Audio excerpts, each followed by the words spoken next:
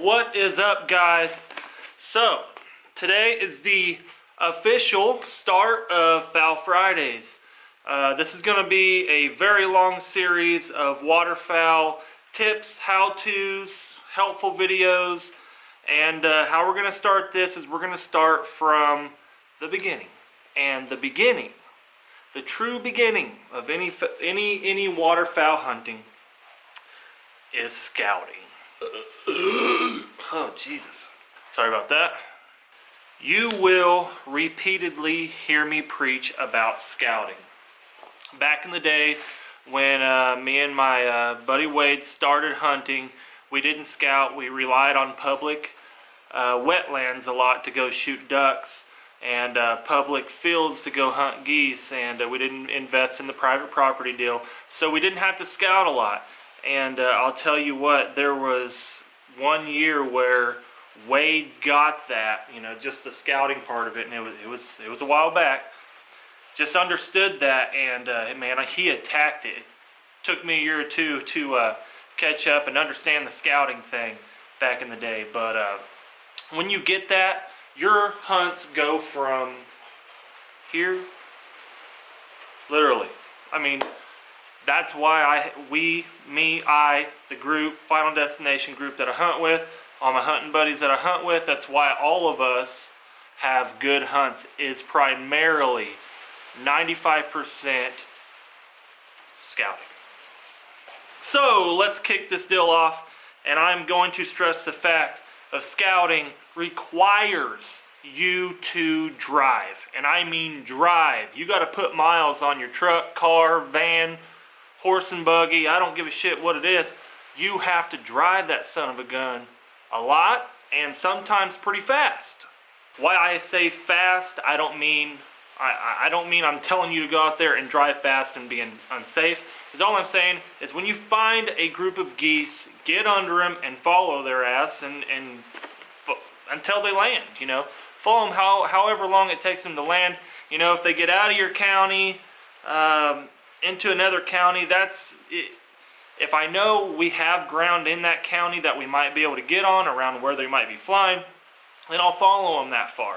But you know, I primarily stick to a lot of in-county hunts.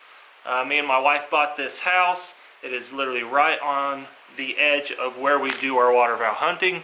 That's why it makes it a little easier to do it. So drive, drive, drive. You know where your big groups of birds are? Get there. If you know where a roost is, where they're roosting overnight, get there. Get there in the morning, let them get off, follow them.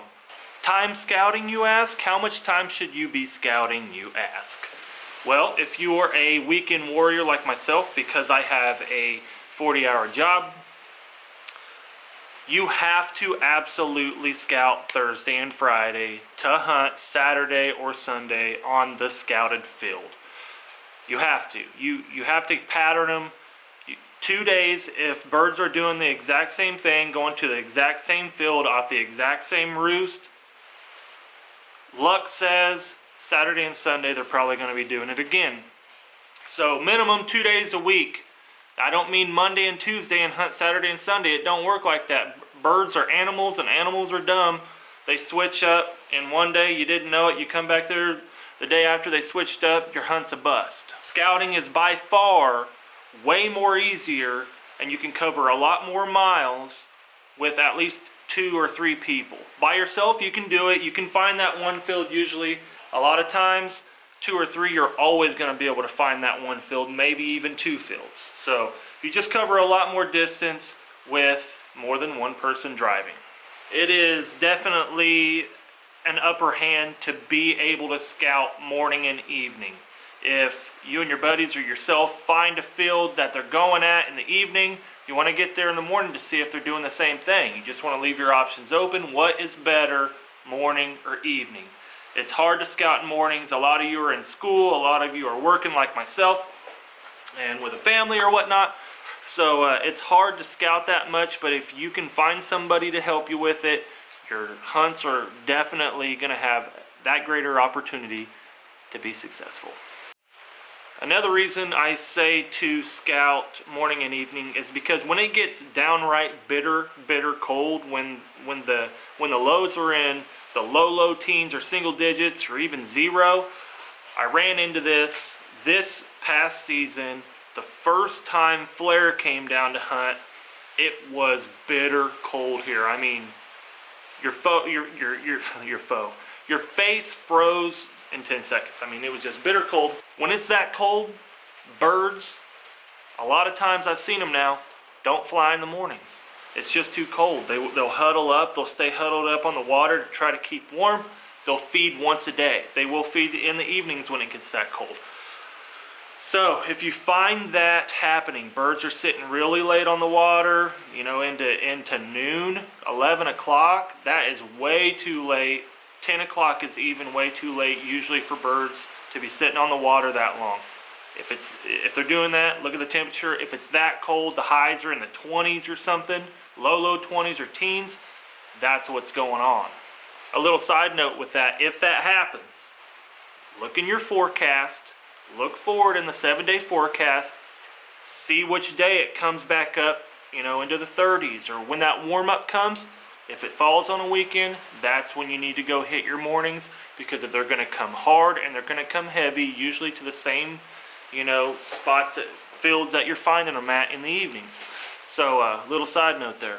So I know I'm talking a lot about roosts and where birds roost. That is so important to learn, is where birds are sleeping at night on the water. They usually, you know, 90% of the time, 90% of the time, they are sleeping on water. So use roosts to your advantage. I will tell you this, roosts, don't bust them things. Don't get permission and go in there and end up kicking 2,000, 3,000, 10,000, who knows how big your roost is that you found. Do not go kick them off there, especially if you're still wanting to hunt all the ground that you've got permission on around that roost within a few miles or wherever you're at. Don't hunt it.